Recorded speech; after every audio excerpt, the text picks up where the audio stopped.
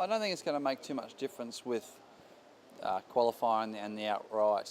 I guess early on in the races, very similar to, everyone having the hard tyre. Everyone's got the soft tyre, so we'll just obviously see where everyone pans out. But I think the thing is, who's going to look after their tyres the best? You're going to have to look after these. They're going to go away a lot through the race. So I think you're going to see a lot more action sort of mid-race distance onwards than you are, certainly at the start or in qualifying.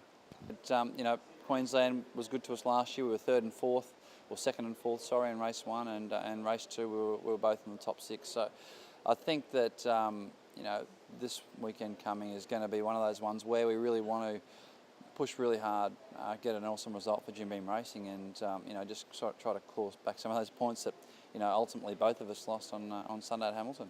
So I think that we've got a really good package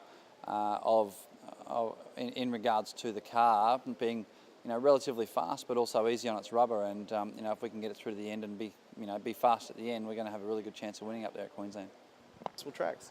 Yeah, I think statistically it's my best circuit for some strange reason, and I'm not sure why. I think it just suits my driving style. It's not the most technical circuit that we go to by any stretch of the imagination, but I've had good results there, so looking forward to going back to Queensland Raceway and beating all the locals on their home turf. Look, I think it'll be a very different weekend, running on the sprint tyre all weekend, qualifying on the sprint tyre, but having very little running on that tyre in practice, so almost going into qualifying a little blind, and then trying to make that tyre live for as long as you can, because it's not like you take it off and then just put the standard tyre back on. You've got to take it off and put another soft tyre on. And so from a strategy point of view, I think it'll be a very interesting race, something very different we've never done before. And some guys will get it right and do a very good job with it, and some guys will be learning a lot and making sure they do it right the next time.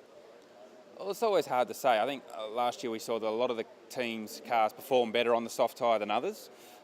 So potentially some teams will be stronger with the sprint tyre than we have in normal racing. But usually the best teams are the best teams for a reason, and that's because they can get their head around new concepts, their new rules, new ideas very quickly. And I would expect that most of the key runners will still be the key runners on the soft tyre, but there'll be a few smokies in there as well. You're going to hear a lot about tyre life, and the sprint tyre goes off very, very quickly, and we learnt last year what the degradation rate was. It's about 15 laps at Queensland Raceway, so the race is obviously much longer than that.